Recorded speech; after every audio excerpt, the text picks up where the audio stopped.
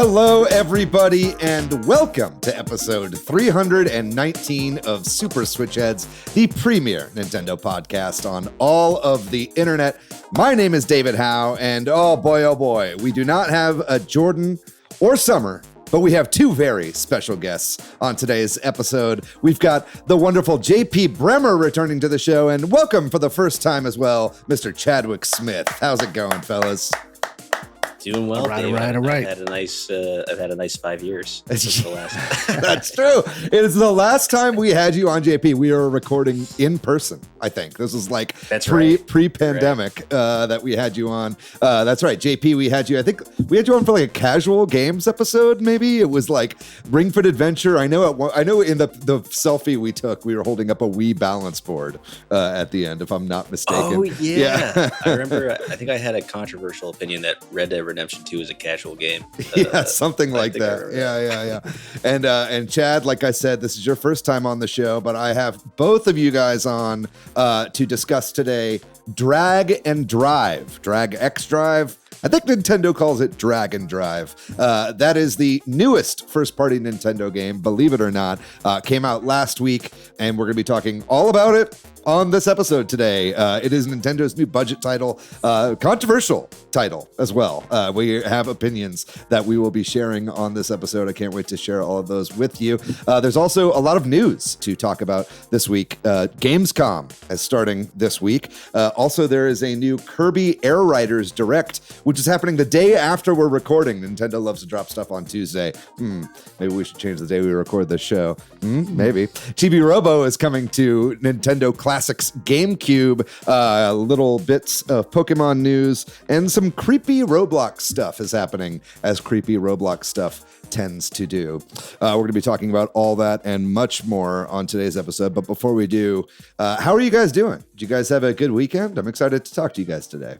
I had a pretty good weekend. What did I do this weekend? I had a little student showcase. I am back in improv classes taking the UCB 201 that they had in town, which was a lot of fun. A lot of good people in that. It's always fun, just to dive back into those fundamentals. God, I love fundamentals. But beyond that, just trying to squeeze in as much drag and drive as I could. Finishing up Donkey Kong Bonanza, trying to get myself prepared for the that final level, that final bastard level that Nintendo loves to do in their games. I'm in the 100%ing the Radiant Slayer right now. Right. Moving up to the feast. After you've story completed, and now you're like rolled. Right. Yes, I have rolled fake credits and then real credits, and I heard there's even more realer credits after this, so I'm excited to see those. Oh my god, that's what it's all about, is getting the realest credits imaginable. What about you, Chad? You have a good week? Yeah, I went down to the coast to hang on the beach for a while, and I think I got sick in the process, so that's awesome. But yeah, it was just a chill, nice, long weekend. I didn't even bring any gaming systems. I was like, you know what? I'm gonna raw dog this. And do you regret it? I know, like, when I do that, I always regret it. Well, we thought that there was going to be like a tropical storm, right? And there wasn't, so we didn't have much downtime anyway. All right, that's good. I'm glad to hear. It was good. Yeah, very good. Yeah, for those listening right now, I do know both Chad and JP through comedy, and so it's very exciting to just have one with just us boys. You know what I mean? Just start here farting around, fucking off. Right? That's what it's all about, right? That's what this is the real Manosphere podcast, which is what I've always wanted to record. So I'm glad. Cause some trouble. I had a crazy weekend. I got a hernia surgery on Friday. So gosh. I had my dang belly cut open and my guts moved around. But I think I'm mostly recovering. Okay. It's still a little painful. I'm on a regimen. I'm doing the non-narcotic painkillers because I want to be able to poop, is my main concern right now with intestinal stuff. So, but I think I'm doing all right. I actually got around a little bit yesterday. I went and saw 2 movies in theaters yesterday. I saw the new Jeff Buckley documentary about the musical artist who died too young, Jeff Buckley. And then at the Paramount, I saw Selena, the movie about the musical artist that died too young. Oh, So wow. it was a crazy, weird double feature. A lot of like tears and crying. But I will say Selena at the Paramount was pretty fucking amazing, dude. Yeah, It was a very lively screening, lots of singing and dancing and lots of boos whenever Yolanda showed up. The entire audience was just like, fuck this bitch, whenever Yolanda showed up. It was pretty amazing. So that was good. And other than that, I've been just trying to rest and relax and getting some reading in as well. But that's been my week. I'm glad to have you guys here today. I think this is going to be a fun episode, even if Drag and Drive is potentially an underwhelming game to discuss. I can't wait to get into it. Okay, cool. Excited to hear what you guys think. Yeah, me too. I think this is going to be a fun episode. Before we get into the news here, I did have a few shout outs. I wanted to say mostly just to the Discord. Last episode, we did our episode on the Donkey Kong Bonanza end game and kind of the finale of that game going into post credits and the post game and stuff like that. And I just wanted to give a shout out to Swampy Southpaw, who gave some pretty nice lore talk in our Discord just about kind of how the Donkey Kong timeline fits in with the rest of the Mario timeline. Short story. Don't try to think about it too much. Also, Cool Uncle Vince talked about how the Switch Attach name has ended up being a lot more about the Joy-Cons than it has been about the actual unit itself. It's interesting you say that, Cool Uncle Vince. We didn't put this in the news, but there was an updated patent for a second screen add-on that potentially might go into the top of the Switch's second USB-C slot. I didn't put it in the news because patent stuff kind of ends up not usually being that much, but interesting to think about. There is still time for the Switch to attach in the future.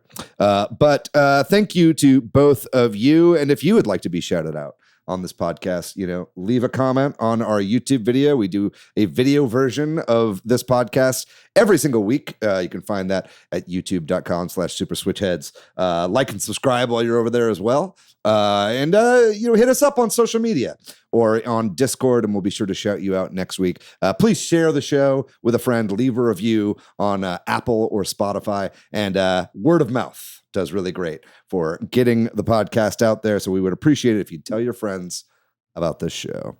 I think with all that out of the way, let's get in the news. What do you guys think about that? Please, I love news. I fucking love news, man. Well, we are going to start off with a couple pieces of news that are sadly all happening tomorrow. But it seems that there is going to be a 45-minute long Kirby Air Riders Nintendo Direct tomorrow morning, 8 a.m. Central Time.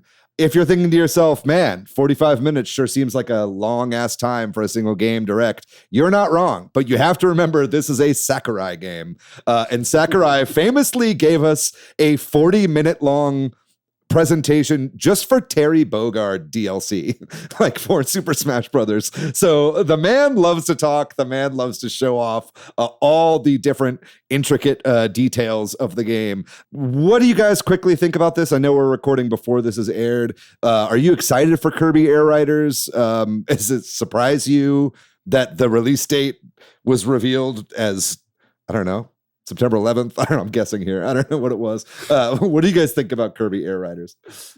45 minutes is such a long time for time. A game and specifically for Kirby Air Riders. I feel like the DK one was like 15 minutes, right? So, but knowing Sakurai, I feel like 20 minutes of that is going to be directed to the UI and just whatever crazy UI they have cooked up this time.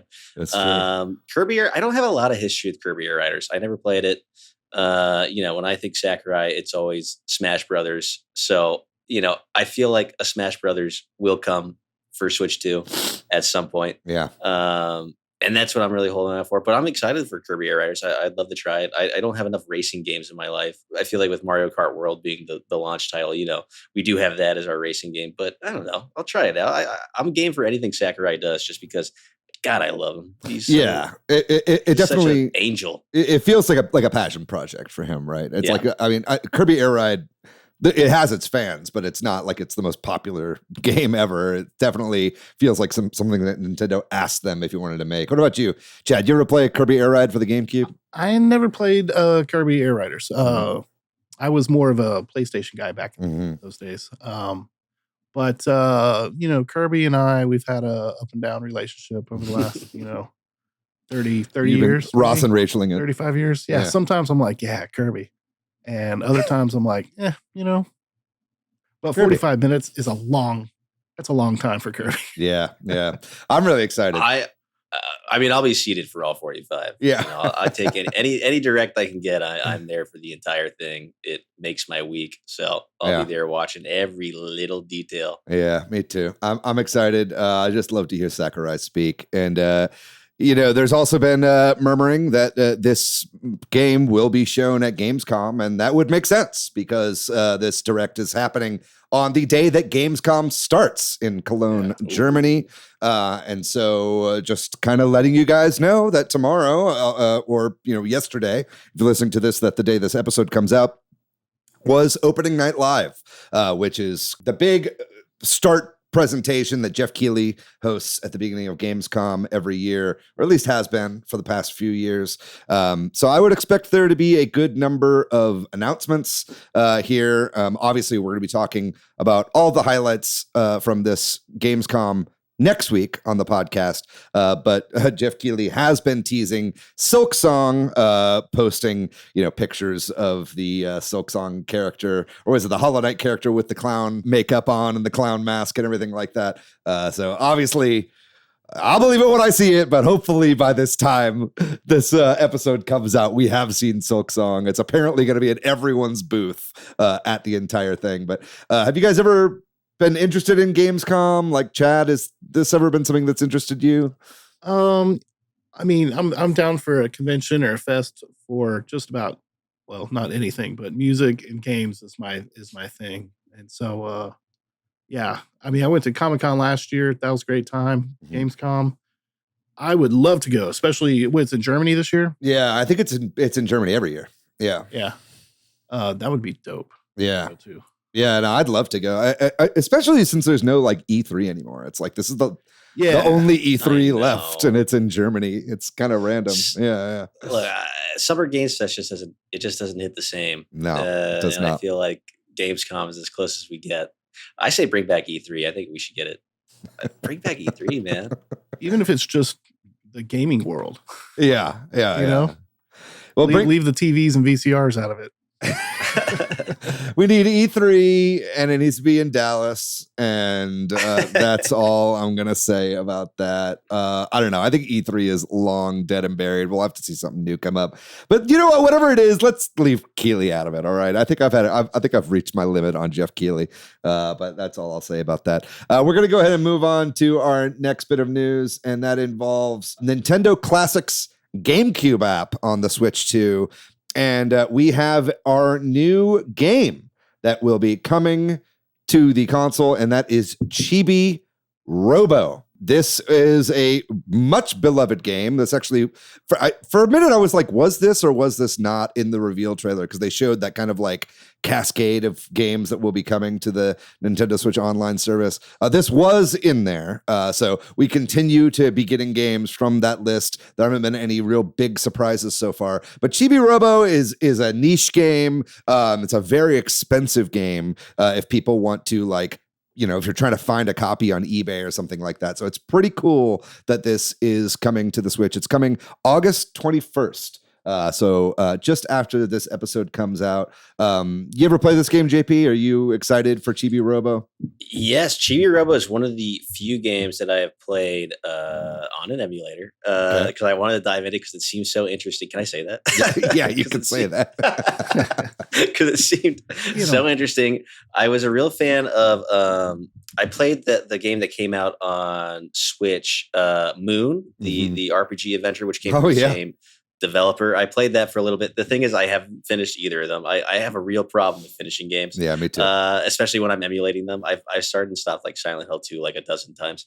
But Chibi Robo is an absolute delight from what I remember. Just the world building, Chibi himself, the little sidekick character that you get, the family units that you like interact with throughout it, and the way that they develop throughout the game, and just like the cleaning aspect. I feel like it really kind of got ahead of the whole cleaning genre Simulators. of games, like before Power Wash Simulator, before the elephant transformation in Donkey Kong Bonanza. Yeah, exactly. There was Chibi Robo. It was scrubbing with that little brush. And man, I need. It's a game that I need to finish. So maybe with the coming to the GameCube emulator on Switch, on Nintendo Switch Online, I'll do that. But yeah, I'm very excited about it. I think there needs to be. I think the time is now for a new Chibi. I feel like it's never been a better time for like a weird, cozy game to like a big first party weird cozy game to come out. Mm-hmm. And I feel like Chibi Robo would be like the best option for that. Well, the original creators did have kind of a spiritual successor that they were working on. I think it was kickstarted. So I think that is in development right now. It's called Kobo Robo, if I'm not mistaken, or something like that. Maybe it's just Robo with Ko. I'm not exactly sure what it was, but I think like there's some weird licensing stuff with Nintendo there where it's like Robo. Robo. There you go. So Nintendo owns Chibi Robo, and I think that they just have no desire to make a new one right now, which is why it's interesting that it's like coming to Nintendo Classics, right? Yeah, I feel like whenever they release something classic, I'm hoping they're looking at the downloads or like the who's playing it and seeing if there's interest in that, and maybe this will get a big boost. Maybe a lot of people are interested in Chibi Robo. I don't know. Yeah, it looks fun. I mean, I like the design of the character. I'm a character guy, so I love the character can draw me in. I'm in it. Yeah. This looks like fun though. No, I always wanted to play Chibi Robo. I'm like a Chibi Robo poser. I talk about Chibi Robo and how cool Chibi Robo is all the time, but I feel like I've never actually played the game. So this will be a great excuse. It looks awesome on Switch 2 from what I can see in high def. This is one of the few Switch 2 GameCube NSO games right now that does not have a widescreen option. We've like kind of gone through most of the games that had the widescreen toggle now. So I'd say the vast majority of games from here on out are going to be that kind of pillar box 4x3. But other than that, I think it does look really, really great. I was a big Mr. Mosquito fan for the PlayStation 2. I don't know if you guys ever played Mr. Mosquito, but I'm getting definitely vibes of that as like a little guy in a big world. I guess Katamari Damacy also had a really similar sort of size discrepancy sort of thing. So I'm excited for that. I like those kinds of games, and I'll be playing this when it drops on the 21st, so that's fun. We'll move on to our next bit of news, and this is a little bit of speculation here. We've done an entire episode in the past couple weeks about Mario's 40th anniversary. We are here. 2025 is the year of Mario's 40th anniversary. Nintendo did such a huge thing for Mario's 35th anniversary, and we have heard not a peep officially from them on anything that they'll be doing to celebrate that this year. That having been said, we're maybe starting to get trickles of what might be planned. A couple products have been releasing in Japan. This happened actually a couple weeks ago, but we decided to loop some of this in. My Mario is a series of Mario themed products that are being released later this month, mostly for children. This is like wood blocks, stuff like that, picture books and whatnot. But there's also SH Figure Arts are doing high-end Mario figurines that are up for pre-order right now on Amazon. These are kind of, the, what do you call that? Articulation, points of articulation figures, right? So they kind of remind me of some of those more expensive figurines that you can buy. And then on top of all that, also, it looks like there was a Twitter account that was made, and I think it was made around the time that Nintendo made the Super Mario 35th account. That was for Super Mario 40th. And right now the Twitter account like has a weird name, which is really similar to like how it worked back when Nintendo did this before and made the Super Mario 35th account. This is Super Mario 40th, right? So maybe that means we've got something coming. We've kind of talked at length about this on the podcast before, but do you guys think that we'll be seeing like a big blowout direct for Mario's 40th? And then kind of on top of that, with the fact that we're getting this Air Riders game specific direct, like, is the era of like the general direct over? Like, do you think we'll be getting like a general direct? Do you think that will be roped in with this, or do you think that we'll be getting something specifically for Mario? JP, what do you think about that? I mean, I feel like a general direct with just a tease of that next Mario 3D game that we all know is coming would be the best way to acknowledge this Mario's 40 is at like a bare minimum. I'm not expecting much because I know it's the same studio that did the DK Bonanza, so I'm sure they just released that, and I feel like teasing with the next thing that they have going on might be too close off the release of this, but I don't know, maybe they'll just release All Stars again, 3D All Stars for another 6 months and let people buy that. But I'm excited for whatever they choose. There has been that rumored new Super Mario Brothers collection or whatever, but I think a lot of that has been copium. You know what I mean? Like the DS game, the Wii game, and all those, right? I don't know about that though. Yeah, I don't know. I think I would love to see whatever's next, whether it's a 2D or Mario Builder or another 3D thing. I hope they just tease whatever's next for Mario because it's been too long. Wonder was what 3 years ago now at this point. I don't know, a new system without like knowing what Mario game is going to be on it just feels weird. It's like just let us know what you got planned on the docket. Yeah, I agree with that. What I've been reading, there might be some controversy with this as well, but it's the 40th year of Mario Brothers on NES. Let's go back to the original game and spruce it up. Oh, like totally remake the original game? Totally remake the original game. Wow, All Stars. Yeah. Yeah. I'm down. I mean, I think that'd be pretty cool. I mean, I've always, especially since, Wonder showcased that new, kind of a fresh style for Mario. It wasn't like the new Super Mario Brothers style where it's, just like 3D models that are kind of lifeless. It's a lot of animation, hand animation there with the characters. Right. I think like a nice spruce up. I've always thought that like a hand-drawn style would work really, really well for the 2D pixel games. So I'd love to see something like that. I think the last thing we saw Mario-wise in that kind of hand-drawn style was, I think, Wario Land Shake It, or the Shake Dimension, as I think it was known in Europe. And that had such a beautiful style. And that was on the Wii, So I think that would actually work really, really well for Mario. We're getting into the third generation of these games, as far as like father, human beings, kid, and then now the kid's kid, right? Getting into it, and so the younger generation, they don't get to have access to the old stuff that we grew up with, and when it was new back then. So it'd be kind of cool to see the original setup, but with updated graphics and totally, yeah. I think that's a great idea. I think that could be really cool. I think I'm leaning towards, you were talking, JP, and again, we've talked about this a lot on the show, so I won't go too long on this, but you were talking about Donkey Kong Bonanza. I think that game has been finished for like 5 years.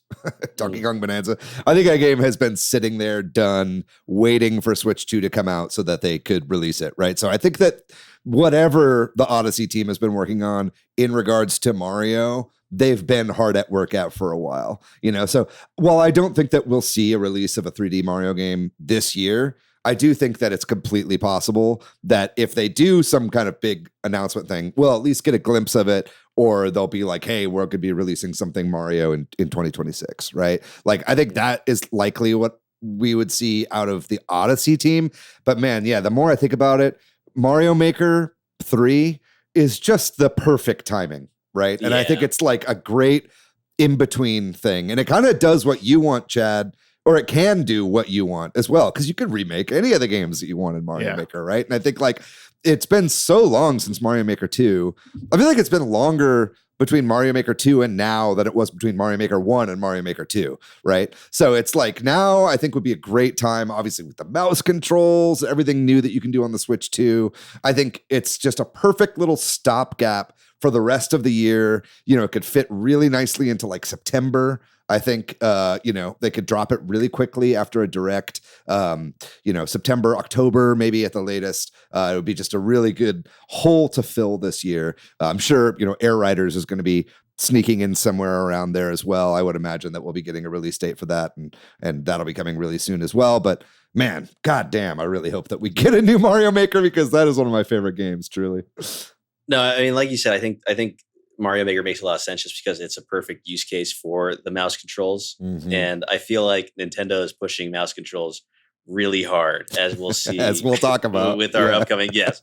And with Donkey, I mean, I feel like that Donkey Kong paint mode, the sculpture mode, it wouldn't exist unless it was for the fact that that's like how they're able to squeeze. All right, we have mouse controls in this game too. It's fucking you wait on the title screen too long and it boots up, and there's your mouse controls right there. So I think Mario Maker makes a lot of sense. Yeah, man, I'm hoping, I'm wishing. We're going to go ahead and move on to some tangentially related Mario stuff. And this includes our good friends PETA, the People for the Ethical Treatment of Animals. I don't know what the P stands for in PETA, but PETA loves to stick their nose into the video game industry. And they recently have been talking about the cow from Mario Kart World and saying that the cow's nose ring is like a way to like subjugate cows. I don't know if you guys like know exactly what they're talking about here, but apparently like when cows have nose rings, like in real life, it's like a way to kind of like calm them or to make them docile, I suppose. And that they were saying you got to remove the nose ring from the cow in Mario Kart World. What did they say? They said it's a meme. Is what PETA said. So, as far as I'm concerned, cow is a sentient being and clearly is rocking the nose ring of its own accord. I hesitate to use pronouns here because cow is also an intersex icon, has udders and horns. So there's lots to unpack with the cow here. But any thoughts here on PETA and their statements about cow from Mario Kart World? Well, I mean, it is digital. It's a game, so it's not an actual cow. That's a great point, Chad. Are they okay with all the murder and mayhem that some of the other games are? Well, look, I think that they've put out games before where it's like killing turtles is bad. It's like don't jump on turtles, Mario, and they have like realistic turtle death. Like I don't know, they're weird. Yeah, I mean, I don't know. Cow drives a car. I feel like it's just a cow is like a cool like alt. They're wearing a collar. I think there's alts. Cow's just like an alt. They're just expressing their alternative style with the collar and the nose, the septum nose ring. It's just like any of our friends that do the same thing. It's not a big deal. If a cow can drive a car, or a cow can choose to put a nose ring in. Yeah, cow is definitely e-girl coded, and I'm glad that we all agree with that. Yeah, I don't know. I think that I've given them enough airtime. Look, I love animals, but PETA, this ain't it. We're going to go ahead and move on to our next bit of news. And this is going to be a kind of a sensitive topic here, but this involves Roblox, everyone's favorite video game. But Roblox has come under some fire recently and is being sued by the state of Louisiana currently, essentially because Louisiana claims that it is a platform for predators to prey on children, which is true. This has come up quite a bit. Roblox does not really have solid age verification or anything of the sort. And so children are easily able to get access to 18 plus content on the app. Adults can easily pretend to be children. And so it ends up being a place where children are easily preyed on by pedophiles, by predators of any kind. And this has become a problem, and Louisiana is taking it into their own hands to actually sue the game, or rather the creators of the game. And then in addition to this, there was a user, Schlep, who made a YouTube video talking about this recently. And Schlep has been trying to take matters into their own hands and, tracking down some of these predators themselves, forwarding that information to Roblox, forwarding it to the FBI, forwarding it to local police and stuff like that. And I think Roblox recently banned Schlep and all of their accounts. Schlep, this is a person that themselves were groomed at a young age on Roblox. And so this is a personal thing for them. Also, as I understand, Chris Hansen is getting involved. The number one to catch a predator guy is getting involved in this as well. So there's lots going on right now. Roblox has responded to this. I think that they are against people trying to bait predators or pretending to be people that they're not. And I do understand that opens a huge can of worms. There's an entire industry on social media and viral videos of people, trying to be Chris Hansen. And, oftentimes those just feel to me just like violence, torture porn kind of content, so it definitely can go too far, but it also seems that there is a problem here. Chad, I'd love to get some of your input on this. I know you're not a huge Roblox player, but you have young people in your life that you've played it with, correct? Yeah. Luckily, my son never really got into it, but my niece and nephew, they used to play it all the time, and I'd pop in and check it out. I have other friends' children that also played it, and I was definitely like, I don't think this is a good idea. Mm-hmm. Because you'd never know on that game. It's so chaotic, and it's almost toxic just because of the kids. Mm-hmm. The kids Right. make it toxic. But yeah, I mean, it's an open playground, really, for these creepoids that want to, I mean, how hard is it to get a kid to get his mom's credit card even? And, hey, what are the numbers on the credit card? Even some type of scam that way. Mm-hmm. Yeah, it gets into like, the vigilante debate. Right. I don't think he, this Schlepp guy should have been banned. Maybe he was doing something that, breaks, rules and guidelines. Mm-hmm. But yeah, there's got to be some type of monitoring or, like you said, age verification. Mm-hmm. Even some like an overseer of the different rooms. But I know there's millions of rooms. It's difficult to do. Yeah. Roblox is so just weird. I played Roblox as a kid. I mean, it's been around for so long. I know. Yeah. It's crazy that how long it's been around and how it's evolved. I haven't played since I was a kid, but from what I've seen online, why don't you take a seat over here, JP? From what I've seen online, Okay. it seems to have evolved from what I've seen and not experienced. It seems to have evolved into basically like Second Life for kids. Like the way that a lot of these games work is like, I think everything takes its cues from like GTA 5 RP now, like the way that just became huge. It's like, seems like a lot of the communities and these like user generated game platforms really follow that just because that's such a huge moneymaker in itself. And it is, I mean, yeah, it's fucked up. There's probably a lot of weird abuse and catfishing and things that goes on there.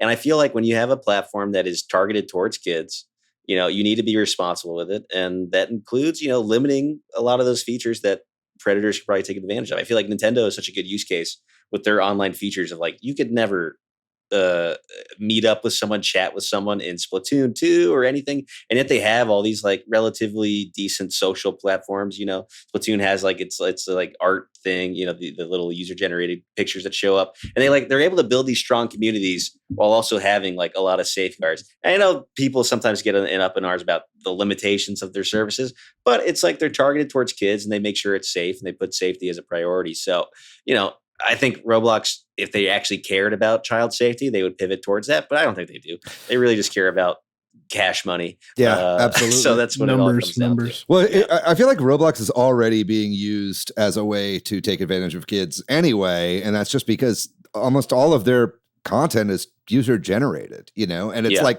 and I know that there is like a roadmap to like make money in Roblox, as a creator within the platform, but the majority of people don't. And it's like, not like there's a ton to do, like from just like the base Roblox, it's entirely user generated. Right. So it's already a pretty predatory software to begin with. And then when you say that this is made for kids, I mean, yes, it obviously is a child's game. Right. It's a Lego rip. I mean, they look like Lego figures. Yes, exactly. Right. But then on top of that, what is his name? Bazooki, David Bazooki, who is like the CEO of Roblox. Very silly name.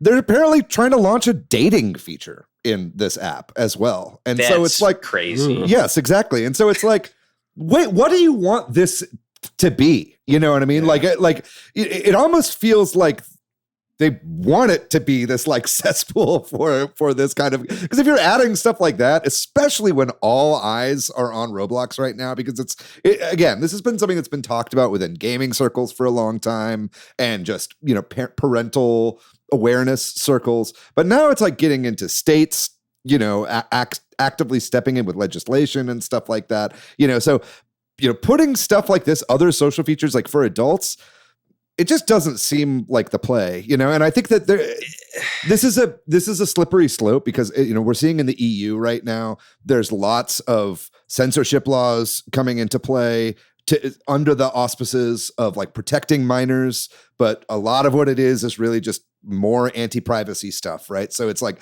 I'm not saying that we should just, take off all the guardrails and let these anti-privacy laws go wherever they're going to go, because I don't think that is what's best either. I'm not saying I have all the solutions here, but it does seem like whatever happens because of this Roblox suit is going to have ripple effects throughout the gaming industry. I don't know if you feel that that's accurate, JP. No, I think that makes sense. I mean, obviously, whenever government regulation gets involved, it's always a slippery slope to watch out for. But that's what makes it so hard to like fall on one side. It's like, well, Roblox is being predatory, and they're like actively encouraging predators to like use their platform. And what I feel like they're going after is like they're going after a metaverse play. Like with the dating service and thing. Like they realize they have this huge platform, and they see Meta trying to investing all this money in the metaverse and all that shit, and they're just trying to like, well, we already have like a huge player base, and we already have all the user generated stuff, so let's just go after that and let's go try and build an adult audience. But when you have this child audience as your base, and you're trying to also loop in adults, I mean, it's just a recipe for what is happening. Yeah. And what Louisiana is probably, relatively rightly trying to get answers about. So I don't know. Obviously, I'm not a fan of regulation, but I'm not a fan of what's happening either. I'm cool with regulation. It's a regulate tough, me, daddy. I'm curious how it came up. I think in this case, it should. Yeah. You think it was like a senators? Yeah, it's like kids a senator's daughter, kid got targeted or something. I don't know, but I mean, whenever you get video games or technology into the decision makers in government, it's always they fail because they don't understand it. Yeah, they just don't want to understand it, really. I mean, try to explain Roblox to a Louisiana senator. Yeah, seriously. I mean, that's just why it's important to have representatives in this country that aren't 80 years old. What I mean? Like, we're in a time of such crazy technological change, and like having people that can like understand, like not that every senator has to like know what Roblox is, but it's like, them knowing how the internet works, it's a step in the right direction. You know what I mean? Roblox could easily also, whenever, a kid logs in, it plays a little, 15-second trailer that's, hey, don't give your information to anybody. Yeah. You don't know the person on the other end, a little thing like that, to where it's maybe the players themselves, maybe some of the older kids are kind of guarding the younger kids, not guarding. Yeah. I don't know. If anybody's, being in there creepy, then everybody gang up on them. Just get them out. I don't know. Ban them. Just do what Toontown did. Toontown figured it out. Just follow the Toontown method. Which was what? What was? I think just. Well, are you talking about like Who Framed Roger Rabbit right now? No.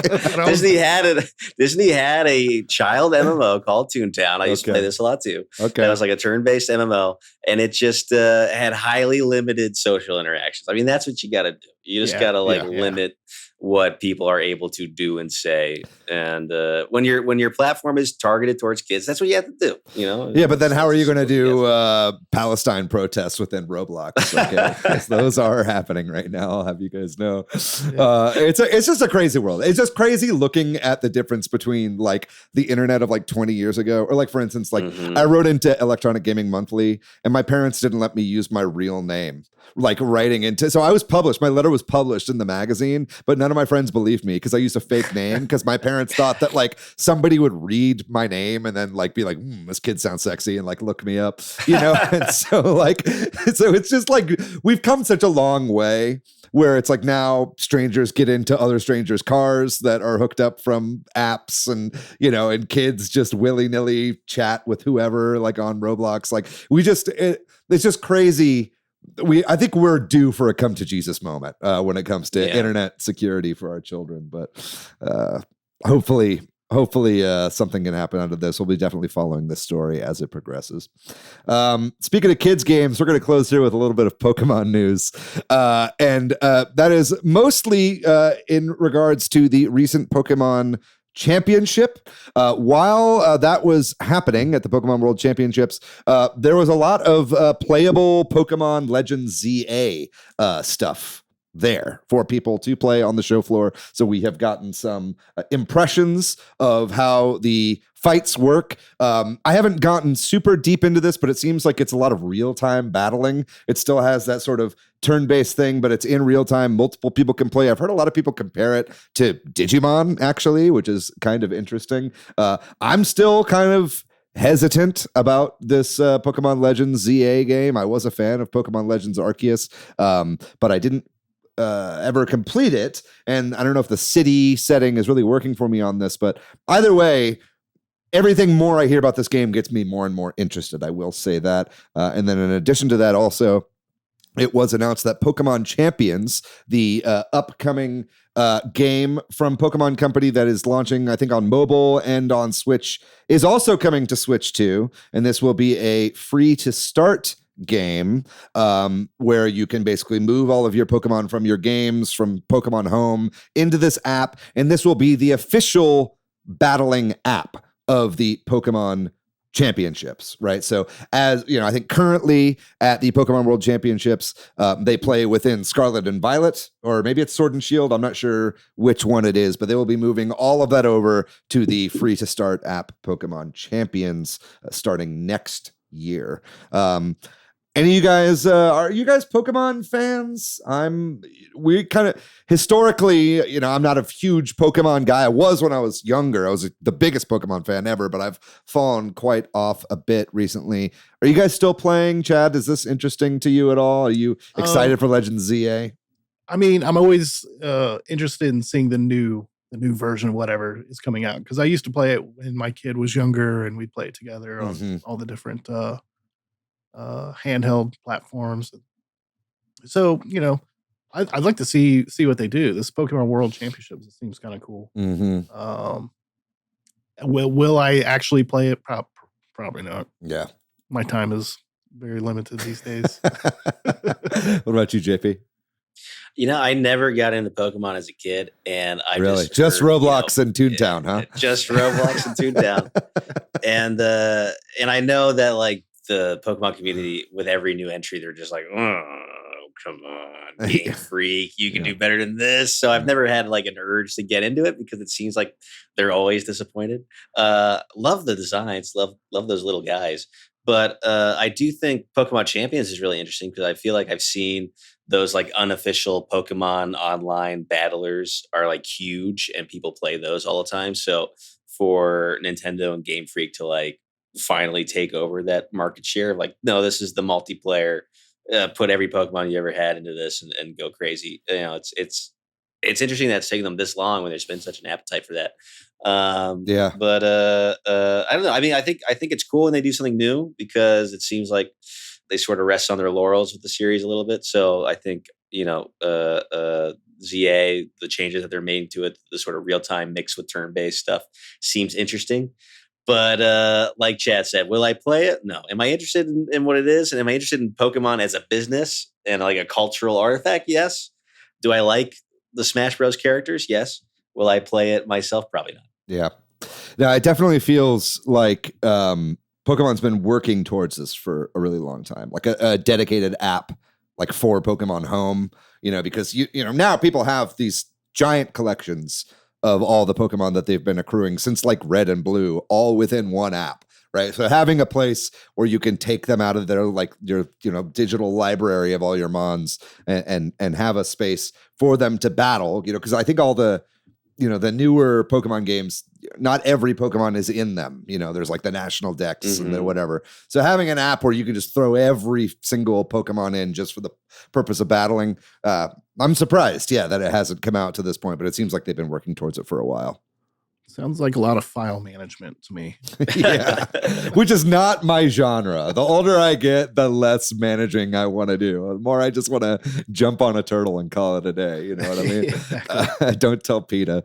But I think that's going to do it for our news and rumors section. We are going to move on here right after this break to talk all about our main topic this week, which is drag and drive. So don't go anywhere. We'll be right back.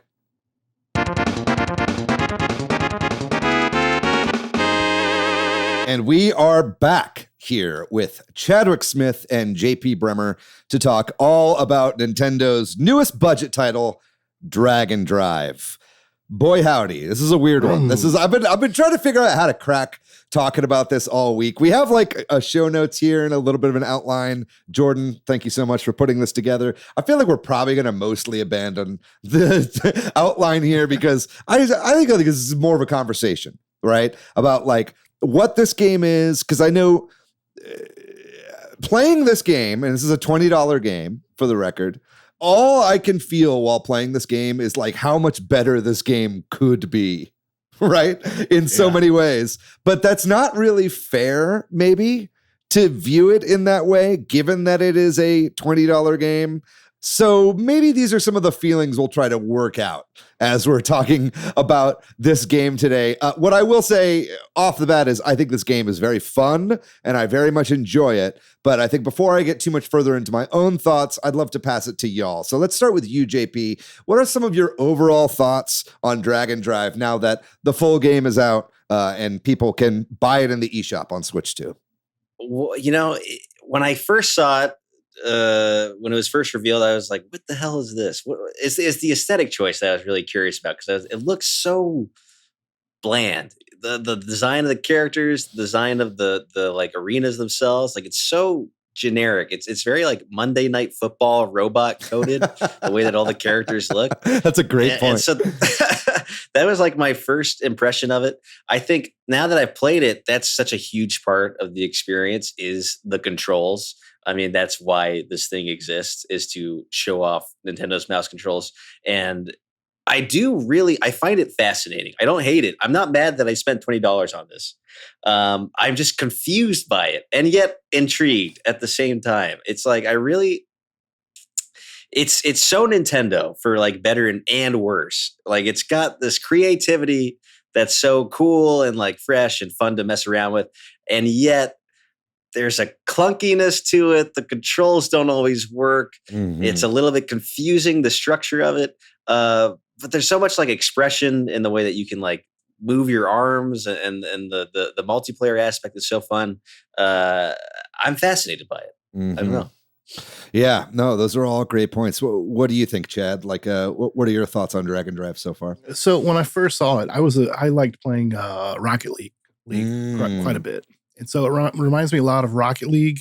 If you combine Rocket League with like VR chat, mm-hmm. a VR chat game of where you've got, control of your hands that you can move about, and, do whatever. But like JP said, it's like, it's just kind of bland as far as like the aesthetics. It was fun though. Once we got our group going and we had our players. So the player matching, there could be some more to be desired there. Mm-hmm. But, I don't know about you, but I was tired as hell after that several hour session. Physically taxing. Yeah. I'm a guy that, I'm relatively fit. I go to the gym 3 times a week at least. And it's just like my arms were so tired after like 3 matches. Just because I don't know if I still don't know if I'm doing it right. I'm doing it. I'm on the couch. Let's talk about our control setup. Sure. Yeah. I sit on the couch. I have the controls like at my side, like I'm really in a wheelchair. Mm-hmm. And that angle of just having them straight out at like a 90-degree angle and like constantly doing that motion over and over again repetitively is taxing. Which I guess is why the matches are so short. and the little in-between mini games are even shorter, don't last longer than like 10 seconds. Yeah. That was one thing. So whenever they did like the test drive or whatever, the like demo event, like it was like the mini games were grayed out. It was like, oh, there's going to be more content to this. And one of the mini games is literally they drop a ball and the first person to touch the ball wins. Yep. Like that is like, and it's not even that far away. No. It's like you do 3 rolls and you're there. Yeah. Whoever's the fastest. Exactly. And then the other one is like get to the goal or whatever. It's like they're very, very simple in between little mini games. But no, you're right. So I'm mostly, I've tried a couple different configurations out, right? So I've also been like kind of recovering from surgery over the past few days. So I haven't played it as much this weekend as I wanted to go into this game, but I did play about 3.5 hours of the demo. And then I've played, you and I played some, JP, and then I've played against randoms a good bit today. But I'll tell you the different configurations I've used. And I think the best one I've used so far is sitting here at my desk with the Joy-Con straps on the Joy-Cons straight up just on the desk in front of me. That is the most tried and true best way that I can play, pretty much. Okay. I think that I have one of those gaming pillows, the Mechanism gaming pillows. And I sent you a picture of my jank ass setup that I was doing when I was in bed, JP, where I was kind of on my back with the gaming pillow, like on my dick. Yeah.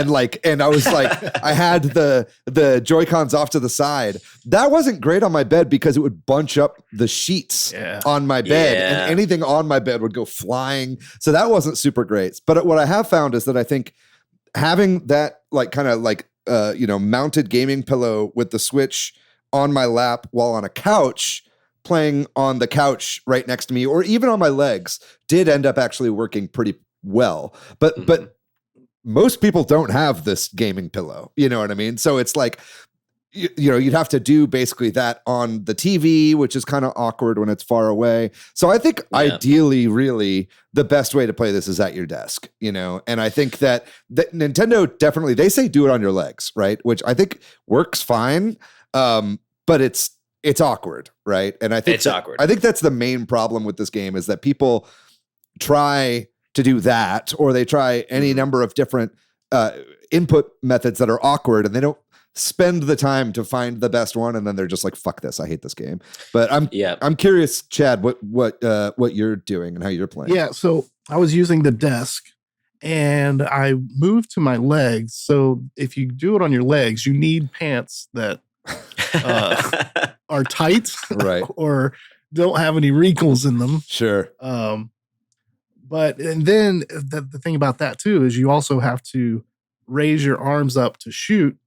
Right. So it's a longer distance to do that. Mm-hmm. When I was at my desk, I was banging everything on my desk, my mixer, my microphone, just everything, just trying to get the ball in the hoop, which was, I enjoyed probably the shooting aspect more than anything. Same. Yeah. Especially the behind the shoulder, behind your head. Oh, okay. Into the basket. Oh, you can do that? Oh, yeah. That's cool.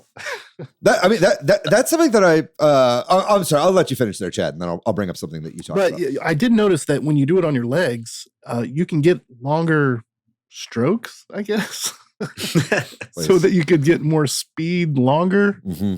It seemed like I was able to go faster when I was using my legs, but you have more, I guess I have long legs, so you have more space to. Wow, you guys are just run it along, bragging on this long legs Chad over here, Mr. I go to the gym 3 times a week, JP. Okay, but I agree with you. It's funny, like Nintendo definitely wants you to do longer strokes, slower strokes, which is not, I think, what everyone is doing when they first get this game, right? Everybody is like trying to go really fast. Yeah, you know what I mean? That's what I was trying to do too. And it's definitely like, don't do that. Like, that's not the best way to go about it, right? But I think you brought up something really interesting there, Chad, which is that the like hand movement and stuff. There's a lot of ways that you can kind of show off. There's a lot of, it tracks your arms like almost exactly, right? Like as you're holding them up. So it's like you guys are right. And I think you guys have both said now that this game doesn't have a ton of personality, at least in the graphics. And I think where that comes out is in the way that you can express yourself like physically, you know what I mean? Like by waving your arms around, you can high five people, you can clap. Was fun. You can like do the Macarena, or at least I saw someone online try to do the Macarena. It didn't really translate super well, but it's like, like, and even just in the way that you can move, because it's like when you're in a wheelchair and you're doing the mouse movements, it's like you can spin in place, you can go up on one wheel and spin, you can do the bunny hop. You move just as fast rolling backwards as you do going forwards. You know what I mean? So there's a lot of like flourish that you can put into your movement style other than just like turning your ass around, going in a straight line to try to like intercept the person you're trying to hit or whatever. So I found that it is kind of interesting seeing people play online and see the way that they decide to kind of show themselves. And so while I agree with you guys, like it is very gray and I wish there was some more color in it. I think for me, I warmed up to the graphic style and the presentation of it pretty quickly. And I think that what is for a lot of people very personality-less, to me felt very like clean and utilitarian. And for like especially a budget game like this, it was better to not have too much stimuli so I could get too confused, I guess. Yeah. That's what makes the aesthetic make sense. And also I feel like because the controls are so involved and like intricate, it does kind of make sense that it has this more toned down aesthetic style. And because it requires a lot, man. When I'm playing the game and I'm like trying to deftly move towards my opponent in the matches, like I am using all of my brain energy and all of my motor control to try and get it right.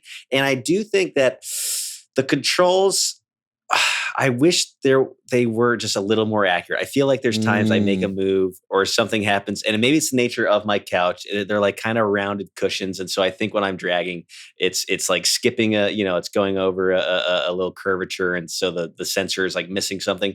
But I do get a little bit frustrated where I'm like, no, I was making a right and nothing's happening. That's happened to me sometimes too. And you're like, man, I knew I had that. That was not on me. And I think some of that comes down to like the tech inside the Joy-Cons, because it's like it's just using an IR camera that's just measuring the movement of whatever surface. So it's like if you lift up even slightly, it's going to throw it off, and if you're playing with like wrinkles on your bed or something, it like doesn't get inputs or whatever. But what were you saying? Well, just like when you get into the advanced controls, a lot of it involves lifting up the control like in a very specific way. When you try and bunny hop, you have to like the amount of it's like break with one hand, lift it up, then immediately break and lift with the other hand. And it's like asking a lot for you to do these things that like I watch other people play when I'm playing. I've seen people online that have gotten so good at it and are absolutely fucking stunting on me constantly, just beating the shit out of me in a match. And I have no idea what their setup is. I feel like they've got perfectly square, flat cushions on them that they're probably using. Like perfectly toned abs as well. Third-party leg covers. Stupid, sexy Dragon Drive player. But they're so I can know that you can get good at it. I think part of it's just time. I just haven't had enough time with it. Yeah. And I think there's people that are, like with anything, there's people that are like absolutely dedicating themselves to getting really fucking good at Dragon Drive, which is awesome. I celebrate them. And I love to watch them do their thing. But I am enjoying it. I think as a tech demo, which is how I'm kind of viewing this. Chad brought up Rocket League earlier. I feel like this is definitely going for that Rocket League like genre and like fan base, but it's sort of missing the accuracy that Rocket League and that new like Sifu developed game probably has. It's like kind of clumsy, and you have to sort of embrace the clumsiness of this because it's motion controls. I mean, at the end of the day, it is motion controls, and motion controls are always going to be a tiny bit clumsy. By their very nature. And so I think once you like let go of like this is a real competitive game, and you see it as like I'm just having fun playing this funny game where there's like it really captures the like pickup basketball style. Like I love the park aspect of it because you can just once a game's over, you just sort of shoot hoops with the other players. Like they let there's you lots sit of really there cool and ideas in this game. Like there's a lot of really ever-present kind of arena area, which there is only one. There is only one environment in this entire game, pretty much. There's not even a main menu. It's just like the game starts, you're just in the arena. What I mean? You're just there. Yeah, exactly. And so, but I mean, the fact that you can, spectate or you can actively play in a game or all the mini games and stuff like are all in the same area is pretty cool. I haven't really seen that in a game before. And I love it. I love when you can watch other players play a game while you're still controlling your own player. Like I love being able to just like voyeur, just view another match happening. I feel like it's like the Gulag and like Call of Duty Warzone. Yeah, it kind of is. The drone controls when you're spectating other games too is actually really interesting and cool. It's like, because you're controlling basically a drone with two mice, and it's a very strange thing, but you actually have tons of control. Like it'd be really fun to like get really good at like shooting drag and drive matches, but I'm not going to spend the time to do that. But I haven't even tried that. I've just wheeled around the outside of the arena just watching other people there's a play. whole like kind of like there's the spectator mode you can do or whatever. Oh, cool. Maybe let's talk like a little bit more about like the actual like core gameplay of the game. Yeah. Because we haven't really even talked about that, but it is a basketball game, right? So this is like a straight up sports game from Nintendo here. And I think that somebody brought up, actually, this was John Cartwright, friend of the show, over from GVG. John Cartwright said that a lot of people are mistakenly thinking of this as Switch 2's ARMS, when really they should be thinking about this as a standalone Nintendo Switch Sports minigame. You know what I mean? That they broke off from Switch Sports and sold as its own thing, And I think that is a much better comparison. And I think there are even other people that I've been hearing in some of their takes is that, because this is such a limited experience, it is just like basketball, and it's this one game and there's not much to it. There's no tournaments or whatever. It's just game after game after game. There's no, persistence of, leaderboards or anything like that. You get a ring.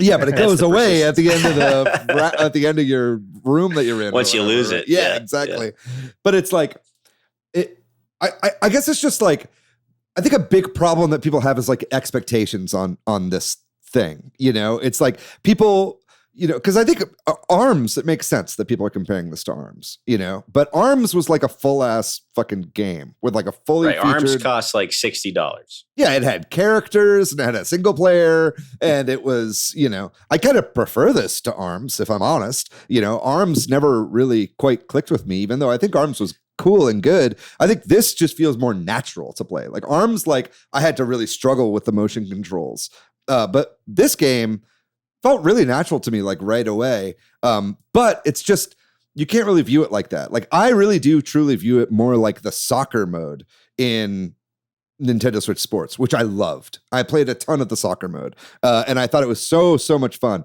And it was just a pick up and play experience, right? And that's what this feels like for me as well. I feel like a little sore when I'm done playing because you're moving your arms around a ton. But I will say I never felt pain. I never felt like wrist pain or joint pain or anything after that. It was just kind of tiredness. But what are you guys' thoughts on like kind of the gameplay loop and then kind of where it fits in? And I guess maybe we could talk about the pricing here. Like, do you think $20 is a fair price for something like this? Yeah, I think 20 bucks is a fair price for this. Mm-hmm. It would be nice to see some type of leaderboard, ladder, something like that. Maybe. But I do like that it is, like you said, it's a jump in, jump out game, which, for someone like me that has, very little time to sit down and, sit down for 2 or 3 hours to play one game. Mm-hmm. I do like games that I can jump in, play a couple rounds, pop out. And I think it's also, I like to think of, especially the Switch games as if I have friends over, what are they going to get a kick out of seeing? And this would be a game that people could take turns, playing a match, seeing what they can do, and everybody watching along. Yeah, this is a fun game to show off to your friends, I guess. And you're showing off your new toy, right? Yeah, for sure. So you rub it on your legs? Like, yeah. I mean, you're not long going to show strokes, off, guy. Long slow strokes. What were you saying, JP? Well, I was gonna say you're not gonna show off Nintendo Switch 2 Tour, like this is more the Switch, the Switch 2. Like this is what the Switch 2 is capable of. This is like the new fun thing. Like it reminds me of Astrobot, the pack-in for the PS5. That was a game that I was like, if I had someone over and I was very excited about my new PS5, I'd be like, try this out. You can see the fun like vibration stuff, which I do think the vibration in this is great. It's incredible the way that it clicks. With your you can feel the wheels rolling under your hands. Yeah, it's amazing. It's a great use case for that. So this does feel like a thing to be like, hey, I got a Switch 2. It's weird, the mouse controls are weird, but this is like a cool use case for them. It's really fun for that, and I think it's worth the price of admission for that.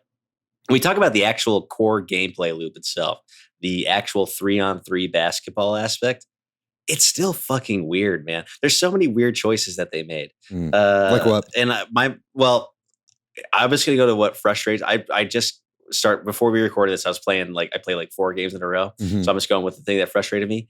I don't know what I'm doing wrong when I am hitting a guy at full speed and he holds onto his basketball and I'm like, what is you got to hit him? You got to hit him from the front. You got to hit him from the. Does it have to be from the front? It has to be from the It's front. got to be a direct. Okay, Yeah. you explained it. Yeah. Well, that's hard because as soon as they get past you, it's over. Well, you can. So you don't have to. What I have noticed is that you don't have to like do a head-on collision. Like it doesn't have to be my head hitting your head, but it's like if I get my body in front of him and he runs into me, he'll drop the ball. Right. Yeah. So oftentimes that's why I like to play as the twink. Right. So there are 3 categories of body. I think there's like the guard, which is like the little like twinky skinny gentleman. Then there's like the normal guy, and then there's the big daddy, the center. And the enforcer. Exactly. Right. And so it's like. So, the biggest guy is slower, but he's more powerful. And then the twink is like really fast, but not as strong, right? So I like to be the twink because you could, please, nobody take this out of context. But it's like, I like to be the twink because you can just jet really, really fast and get in front of people as quickly as possible. And that's been, I feel like where I've found a lot of my, like what I bring to my teams when I'm teamed up with people is like getting the ball and like freeing it from the occupation of the other team, right? And I'm not amazing at it, but it's really satisfying when you pull it off. But yeah, you got as long as the front of their body is hitting any part of you, they'll drop it. Well, then I think if the core gameplay loop revolved around shooting the ball, then that would work because that means the players like has to find a nice spot to stop and line up the shot and like take their time to like get it in, so it's going to be accurate. But the core gameplay, it's got the same problem with the actual NBA, where there's one prime shooting motion, and this in the NBA, it's shooting a 3-pointer, outside the paint. Here, it is a dunk. The way that the dunk gives you that 0.3, 0.2 style point, it's like you shouldn't be doing anything other than dunking. And the fact that that you're not going to stop, you're just racing right up the thing. And there's really, once they're past like your defenders, that's it. They have like a home free, just get up, get to the basket and dunk it. It really revolves around that to a point where it just feels, I don't know, like the game revolves around getting the ball and just finding a clear alley towards the ramp and dunking the ball, and that's going to get you there a little bit. That's what I've experienced. Is the dunk is so powerful. It's so hard. I can't. I'm shit at dunking. But I've seen people that can do it. Well, once they figure out that secret sauce, it's like that's all they do is dunk, and it kind of removes the team element too. It's just like grab the ball and then just race to the other end. And dunk it. Sure. Yeah, I think I haven't gotten great at it, but I do think I like the extra point decimal system on the scoring, because I think it makes it to where it's not just like you did 2 points. No, I got 2 points. No, you got 2 points. No, I got 2 points. And then because you could tie as well in this game. And I think that's something that they probably allowed for ties to happen with no tiebreaker because there are those decimal points to where it's like, and it's not just dunking. It's like if you do a bunny hop into a throw, you get an extra 0.1 for that if you score off of that, right? Like while you're in the air. So there's like lots of little tricks that you can do to increase it. But yes, I get what you're saying. Like when you're up against somebody who actually like knows how to do the movements and the actual stuff, you're like it's kind of game over. It's just like, I hope I get him on my team next time, No, we definitely had a good time when it was, people we knew. We had our crew, we had our game going. It was a lot of fun. Randoms, I don't think I really played too much with randoms because I only played that one session. But with the dunking and everything, I liked the doing the layups and the fadeaways, which you could do that. And I was also a fan of going backwards, on defense. Yeah. And so because then that feels so good when you're like, all right, I'm gonna scope this out. If you get the person with the ball right in front of you, then you just go forward and bam, that knocks it out of their hand. Mm-hmm. Yeah. Yeah, no, I like that a lot too. I think, I think overall it works really well. Maybe this gets to another complaint though, and that's kind of the persistence of rooms that you're in, like online rooms. Like there's no, you never really. You're in a room with up to 12 people, so that means there could be 2 games, 3-on-3 going on at one time. And when that's the case, you never know who you're going to be teamed up with. So there's no real persistence of team, right? And I think that this is something, and I'm jumping a little bit ahead here, but it's like, the credits of the game are out. It's a remarkably small team made this game, which is not surprising. Oh, wow. It's about 18 people worked on this game. One of the producer of it is Hisashi Nogami, who is, worked on New Horizons, Animal Crossing New Horizons, New Leaf, and also is one of the creators of Splatoon, right? So like Splatoon kind of started this way, where it was like a lot more freeform, and then like the longer that the game went, the more it was like, okay, you can squad, you can like keep your teams, and it became a lot more of like a competitive game, right? And I think that like, for me, this game is one where it's like, it always shuffles it up, whoever you're playing with, and you never really know who's going to be on your team. It's incredibly hard to get into rooms with your friends and randoms. You can do it, but it's like the Mario Kart method, where it's like somebody has to join, and then you have to like hope that they have an open spot, and then you try to join them in their like open room or whatever. Other than that, it's just private lobbies that you're doing with your friends, right? Which, for the record, was the most fun I had, Chad, when it was like you, me, and 4 other people. We had like the ideal here would be a 6-person room, right? And I'll get to that later, but I really hope that enough people buy this to where I can set up drag and drive nights, because that was so much fun to do. But it's I'm in for that. Yeah. Which is an endorsement of this game. I am in for a 6-person drag and drive night. That sounds great. Yes. But it's like, I think ultimately here, the reason that there isn't like a good, there isn't like a mode where it's like squad up with your friends and fight against other squads and all these like modes that would make the online like much more palatable and much better, is because I think that like they basically made this, input method of the mouse mode, and they were like, look, guys, this is not going to appeal to most people. Like, let's just get real. Like, this is never going to, we could put in a lot more work into this game, make it an ARMS, make it a fully featured game with all these online components to where, it tracks leaderboards and all this kind of stuff. And you can squad with your pals, and you can join with randoms and friends and intermix and whatever. But they were like, actually, let's probably just stop working on it. I think it feels like Nintendo like knew that this game was not going to be a hit, And so they were like, let's just put enough into it to where it's a $20 game, sell it for $20, and then let's just move on to whatever next game we have. This is a fun experiment. We tried it out, but it's like almost not worth making it fully featured, because it would have needed a much bigger team, and it would have needed a lot of QA testing and all this kind of stuff. And that's the vibe I'm getting from like not being able to like join friends online, and stuff like that. I don't know. Do you guys feel the same way? I think you're totally right. And I think honestly, they made the right move for as imprecise as the controls can be. Mm-hmm. If I had paid $60 for this, I wouldn't care if there was like squad up matchmaking and all that stuff, because I would have been frustrated at the fact that sometimes the wheels don't turn the way that I want them to turn. But as a $20 title that I could just like jump in with some friends and just like have fun messing around, it's great for that. And I think it's like a fun way to show off the mouse controls. It's a fun way to like, it feels very immersive when it does work. When I have the controllers at my side and it's like very accurate, I feel like I'm that little robot. I mean, it's like it's a lot of fun the way that it can be 1-to-1.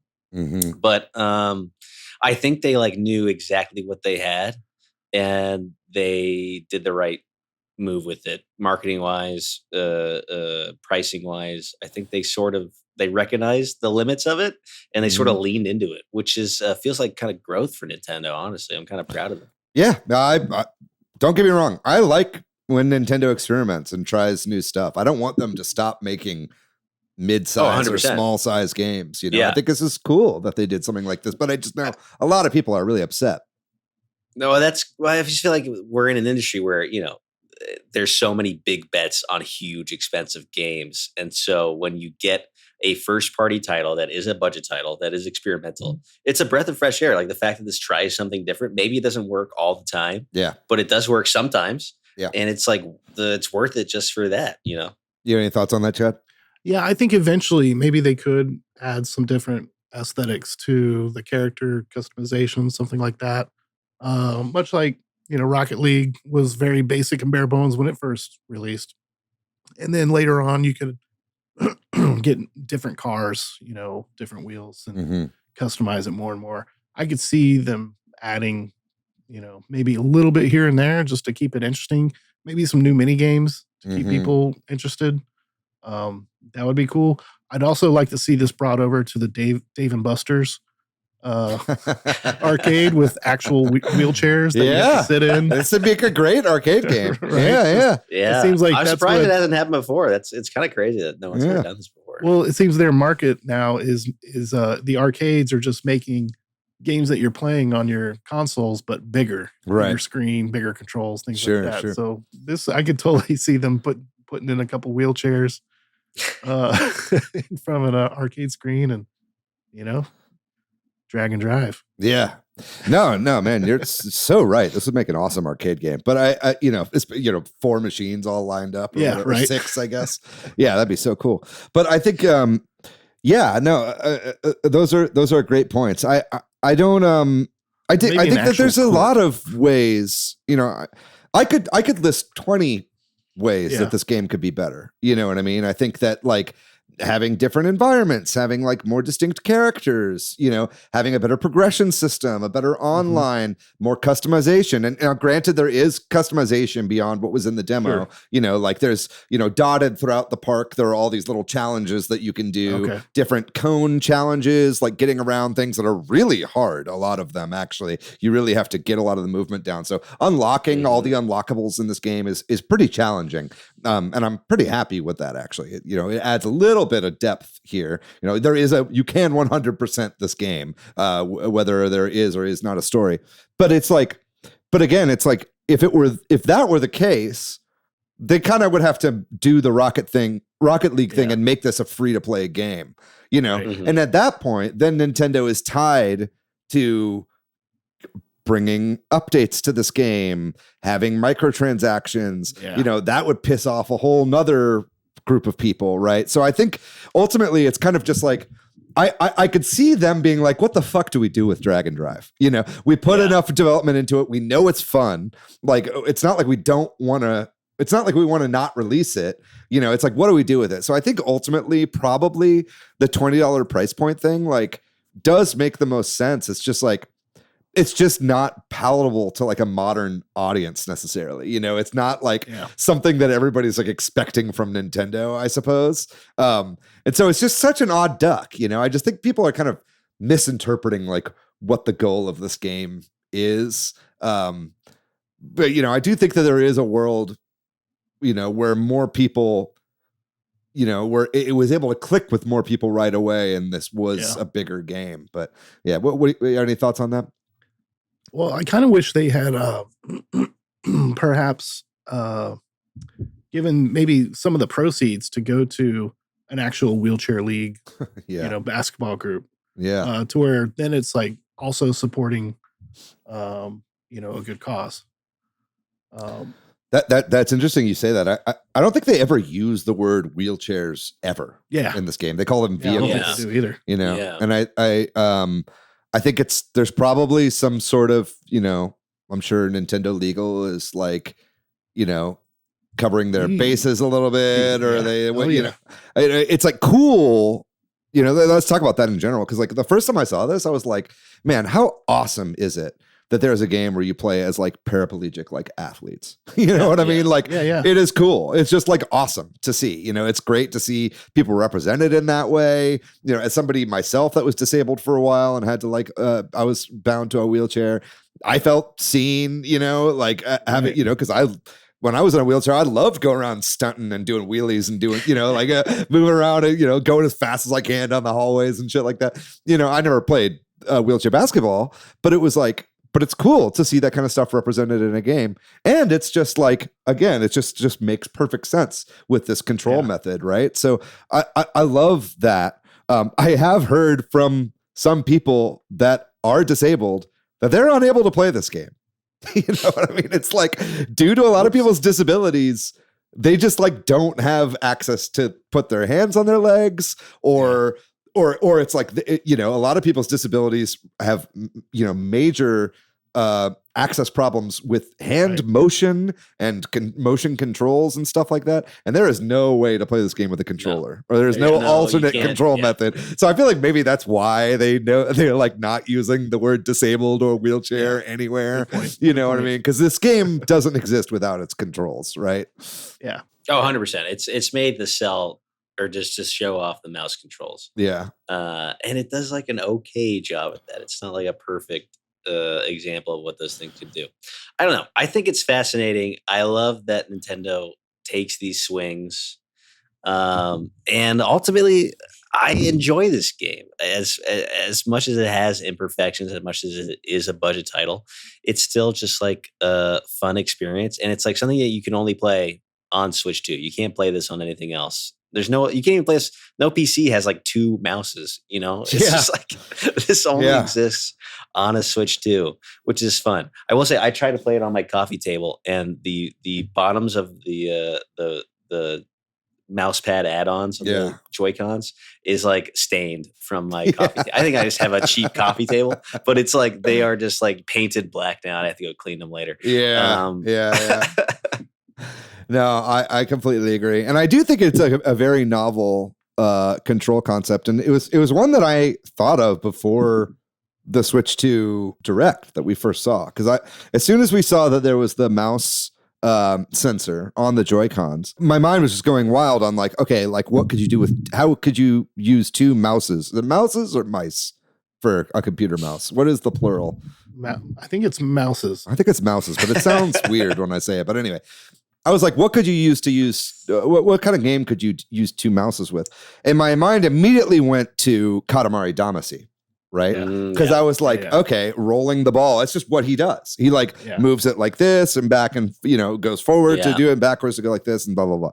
And so whenever this game showed up in the Direct, I felt like seen. I was like, yo, that was my idea. But it's like for a totally different thing, right?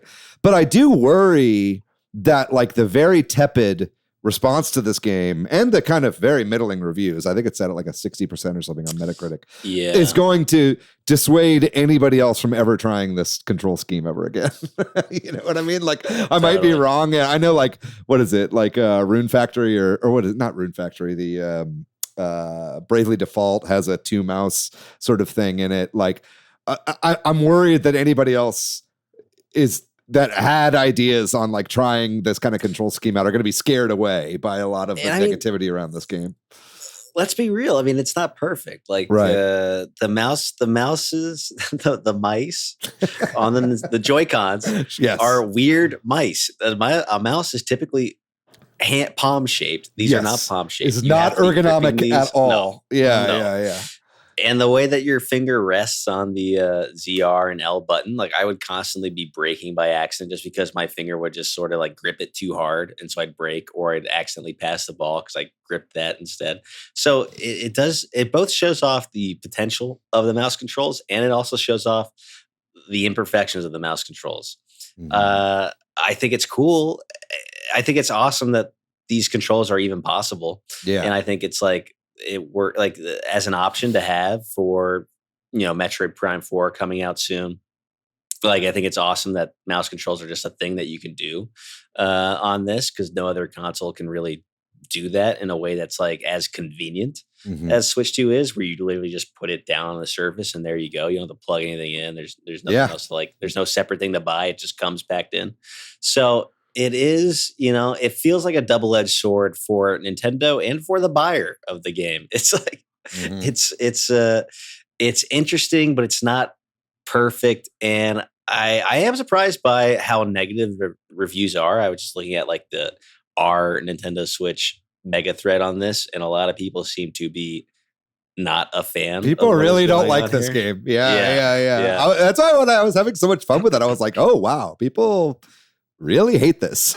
Not everybody. I think it's pretty split, but it's certainly A, I don't think a lot of people are playing it. And then B, the people that are, it's like 50-50, Yeah. Yeah.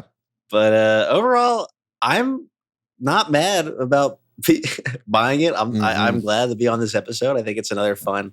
I was on the Ring Fit episode. I think that was a really fun, interesting. That's true. We kind of have you pegged. I did not mean to have you for weird exercise, physical related experiments.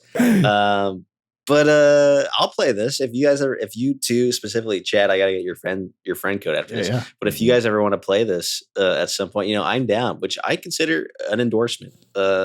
Drag Drive. So if you are just curious about like Nintendo and what they do and the swings that they take, I think it's worth it for what it is and how much you can, how much it costs. It's worth just seeing, them doing something that no one else is doing and no one else like can do with the hardware right now. Yeah, I'd say definitely as a bit of a PSA, it seems like the most fun you'll have with this game is when it's 6 people all in a game chat, voice chatting together, 3-on-3, and it's all human beings. So it's like, I know there's already a couple Discords that have popped up that are like for Drag and Drive that I found where people are trying to, organize like tournaments and like do stuff like that. That like, that's all stuff that I wish was built into the game, those kind of social features, but because they aren't, those are some cool resources that are available to you. I know like in the Switch Headz Discord, I know there's a number of people that have this. I don't know if it's fully 6 that like own it yet, but I think that like organizing something like that and then having a night where like, you're just going to have to do some planning, you know what I mean? To get like really the most fun out of this game. Cause I think that's where it really took off for me is when we were playing together. Again, it's fun to play with randoms. But it's like that kind of interaction and like shit talking and like, no, go over there, communicating with your team. Like that kind of stuff is very fun and feels very natural in this game. It's like a very easy game to pick up and very natural to learn the motions, but they're a very high skill ceiling, right? And so super high. So that kind of stuff is really fascinating. And I think it has a lot of potential for a competitive scene, funnily enough, given that it's pretty bare bones, but I think with friend rooms and whatever, I think that's very possible. Did you have any kind of closing thoughts on this, Chad, before we wrap this up?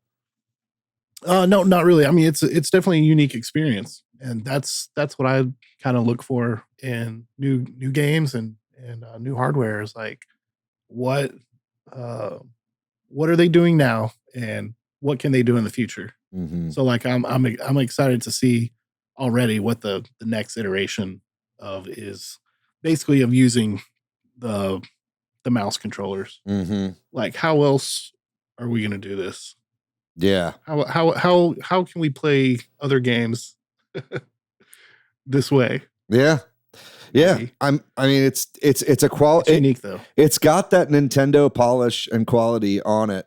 It's just simple. You know what I mean? And I think it's more than you can get out of Madden for the Switch 2 right now, which is a $70 game that has really bad performance and does not have crossplay and doesn't work very well, so it's like definitely got that Nintendo charm, right? And so it's just nice to see them firing on some cylinders at the very least, I suppose. There's more we could talk about this game, but I think we'll probably wrap it up there. I would recommend Drag and Drive, honestly. Like I think this is a misunderstood game. I think you have to temper your expectations. You have to know what you're getting into, but definitely it's a game that I would recommend for like a fun time for pick up and play, especially if motion gimmicks are not lost on you. But I think we'll probably call it there. Is there anything else you wanted to add before we close this out, JP? No, I just agree with you. I think if you're just interested in weird things that Nintendo's doing, the price of admission is like barely more than a movie ticket. It's just like another thing to see, just like just a fun new weird way to interact with your console that you spent $500 on already. So I agree. You might as well. That's an extra $20 down the bucket. All right. Well, I think that's going to do it for our main topic then. Thank you guys so much. What do you think, viewer or listener? If you've played this game, please let us know in the comments of the YouTube video or on the Discord your thoughts on Drag and Drive. And we will be right back with the games we're playing recently. So I have mostly been, like I said, reading this past week, but I had time to get a few games in. I did pick up UFO 50 for the Switch when that released. We've done an entire episode on UFO 50 on this podcast. UFO 50 is one of the best games I've ever played. Straight up. And it's now on Switch. It has a perfect home here on the Switch. I really still recommend everybody pick up UFO 50. If we're talking where you're going to spend your money between Drag and Drive and UFO 50, get UFO 50, okay? Because it is like $25 for 50 full-ass games. It is an incredible value. I've been playing through and already beating a few of them on here, but I already put 130 hours into this game on my Steam Deck, so I'm not going to talk about it too much here, but if you've not picked up this game yet, what are you doing? It is an absolute masterpiece. I love UFO 50. Next, because it was on sale for $5 the other day, I did pick up the Portal Companion Collection on the Switch. This is a game I already also own on my Steam and have had forever. But I mean, I just kind of felt a hankering to play it on the Switch, and man, it plays great on Switch too. I'll tell you that. The motion controls feel incredible. Motion aiming on Portal. I just played through the original game, and then I started up Portal 2 and then ended up putting it down. But man, I really, really love the Portal games. And if you've never played the Portal games before, they're just absolute all-time classics. And they just play wonderfully on Switch too. So I would really recommend that. And then lastly, I wanted to give a shout out to my buddy Cena, who came over the other day. It was the day after my surgery. Cena and Rob, both friends of the show, came over, and Cena brought his N64 with a ROM cart in it and brought over Smash Remix. I don't know if you guys have played Smash Remix, but it is a mod of Super Smash Brothers for the original N64 that adds just tons and tons and tons of characters. Like, it's crazy. And so much quality of life stuff. Like, they added in the ability to do charge smashes if you want. You could do air dodges if you want. There's all these different toggles you can do. You can put on widescreen mode. They added tons of characters. Goemon, like all the characters from like Melee, like Martha's in there, Mewtwo. They added the creepy piano from Mario 64 is like a playable character in this game. Like, it's just nuts, and so many levels and stuff, and it's all playable on real hardware. This was played like on his actual N64 with N64 controllers. So it was a ton of fun playing through that. And really, really recommend that game if you haven't checked it out yet. And then on top of that, we played a couple other N64 games. We played Pokemon Stadium and Kirby 64 mini games with each other, and that was a ton of fun. But that was mostly what I played this past week. What about you, JP? You've been playing anything cool recently?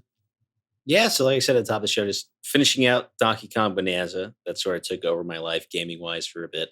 So I'm so close. I like started that final challenge, and I was like, I do not have enough health upgrades for this. This is actually evil. The very first thing they throw you in with spoilers. A lot of thorns. Yeah, there's a lot of thorns that you got to make your way through on that final stage. Yeah. I've been turning, like, I start as the bird and then I turn into the elephant and suck up all the thorns as I'm falling down. That's so smart. Yeah. I gotta do that. Okay, I'm gonna do that. Wow, you just fixed that entire level for me. It doesn't make it perfect, but yeah, it makes it a little bit better. And then before that came out, I was making my way through Death Stranding 2, which is very good. I'm pretty early stages still, so it's so Death Stranding 1. I just got to a part where there's like a new mechanic. I think I haven't even tried it out yet, but there's a tar hose, so I'm excited to use that. Okay. Beyond that, I've been Marvel Rivals has been my consistent multiplayer addiction at the moment. So Tommy last week was also talking about that. That's still a lot of fun to play. Yeah. It's good. I tried to go back to Overwatch and I just couldn't. I was like, this is scratching that itch better than that itch has ever been scratched before. And they do a really good job of like updating a new character like every month and a half, which is crazy. They shouldn't be working that hard, but they do. And then I bought Deltarune when I went on a trip to Vegas recently. I was like, I'm going to play this on the plane. I have not yet, but I am excited to get back into that. I already played the first 2 chapters, and now with 3 and 4 out, I'm just excited to see where it goes. Okay. Were you an Undertale fan as well? Oh man, yeah, I loved Undertale. Undertale was so much fun. So I'm really excited to dive into that. But I don't want to like I'm mad because I have to like replay what I've already done. But I'll get to it eventually. But beyond that, I mean, that's pretty much it. Nice. What about you, Chad? What have you been playing recently? Well, since I got the Switch 2, that's kind of rebirthed the old Switch games that I've kind of gotten away from. So yeah, Animal Crossing. I've been rebuilding my island since I lost it, and that's my relaxing, just chill out after work game or before work sometimes. And Breath of the Wild, I started playing that. I never played those because I only had Switch Lite. Was my last. Oh, okay. So this is a huge upgrade for you. Yeah. So Breath of the Wild's been fun. One of my buddies, I turned him on to Balatro, and then he turned me on to Isle of Arrows, which is just a tower game. Okay. It's been fun. Is that like also a deck builder sort of thing as well? A little bit. Like it's got cards and you're pulling up. I mean, I could definitely see this being a board game. But it's been fun. Just it's one of those mindless games that you have to think about. I want to get back into Wild RP, which is just Red Dead 2 RP server. Okay. So they're doing that for that game as well. No, yeah. There's a couple different servers. Wild RP is a good one. It's got a lot of real emotional stuff. Okay, good to know. When Dune Awakenings came out, started playing that a lot. That's been fun. I love Dune. Read the books, And that's like a survival game, is that correct? Kind of, yeah. It's a lot of resource gathering and building. Okay. It seems like that's most of what it is. But I love the aesthetic and the lore and everything. And then I've been alpha testing the new EA Skate game. And so can't talk too much about that, but I love the Skate series and Skate 2, Skate 3, and that's what got me away from the Tony Hawk Pro button mashing controls, and Skate kind of made it more realistic. And so this is going to be a free to play, and then you can, lots of microtransactions. Would you say it's like a worthy successor to Skate 3? It's different. I think so. I think it's going to be pretty cool because just like we were talking about the courts session where you can just kind of hang out on the court. This is, it's an open world that you can just hang out downtown and the, the city on this ledge or this half pipe or, and see what other people are doing on it. And you can, do some emotes to each other, things like that, start a session. But, it's been fun. I'm getting older, so I can't skate as much in person. And so this is a very nice substitute. When I was a kid, I would kill for skate games. And so it's kind of nice now that we have some good ones. Cool. Well, I'm glad to hear that that's fun. I was curious recently what the current status of the Skate Alpha was. So thanks for that update. Some people love it. Some people hate it. Yeah. It's the same thing. I bet. Thank you guys both. I think that's going to do it for this episode of Super Switch Headz. Thank you so much, Chad and JP, for coming on the show. Such a great time in the manosphere with you boys here on the podcast today. And thank you very much to MilkyWay.co for doing our website. Thanks to Corduroy for doing our music. Thanks to all of our patrons on Patreon. And if you'd like to find me online, I'm pretty much everywhere on the internet at Monolith Fiji. And what about you, JP? Where can people find you online? I'm honestly not even online these days, but you can follow Fuck This Week on Instagram. That's a troop that I just recently joined. There you go. And you can also follow Patricia.comedy. That's another troop of mine. We got a show every second Friday of the month in the next couple of months in Austin, Texas, if you're around here. But those are my two big troops right at the moment. So go ahead and give those a follow on Instagram. Very good. Yeah, if you're in the Austin area, check out those shows. What about you, Chad? Where can people find you online? You can hit me up pretty much everywhere as Chad, spelled out. I have a Twitch channel that I'm occasionally on. Sometimes I do some crafting, sometimes some gameplay. You can check out my emo puppet band, Fragile Rock. We have a vinyl album release happening in September in Austin at the ACL 310 on September 25th. So we're excited about that. Yeah. And then I'm kind of doing some electronic music on the side. Not really ready to share the name of that yet. Well, it's all good. Definitely check out Fragile Rock if you haven't. That is an awesome band. You guys have had a little bit of success with that band, as I understand. The name of our album is called Micro Famous. Micro Famous. There you go. We've done NPR's Tiny Desk, and we did America's Got Talent that never really aired. Right. The sound was awful. But we've done South by Southwest for the last 7 or 8 years. That's cool. It's a good time. Well, definitely check out both the comedy shows talked about here and the upcoming Fragile Rock vinyl release. I'll be hopefully attending both of those soon. If you'd like to find our show on social media, we are at Switch Headz on Blue Sky and Twitter, at Super Switch Headz on Instagram, Facebook, and TikTok. We have a website, switchheadz.com. And then we also have a Discord, a Facebook group, and a Patreon, as was mentioned before. If you have a couple bucks, please chuck in a couple over there on the Patreon. We'd love to have your patronage as a part of there. Join us on the Discord. It's such a wonderful community of people, and it's a great place to talk about the shows after you listen to the podcast, and so much more. Such a wonderful community. Like we said, we do a video version of this episode as well. So please subscribe to us on YouTube. Leave a review on Apple or Spotify. Any of the places you're taking in this podcast, we would love your support. So thank you very much for that. That's going to do it. We got a great episode next week of the show. We got a really cool guest, so don't touch that dial. But in the meantime, gang, you guys know the drill. Be safe out there. Be kind to yourself. Be kind to one another. Roll your little hands around your desk. Play some drag and drive. It's a good workout. Go to the gym 3 times a week like our boy JP over here. We love you guys very much. We'll see you next week. Bye-bye.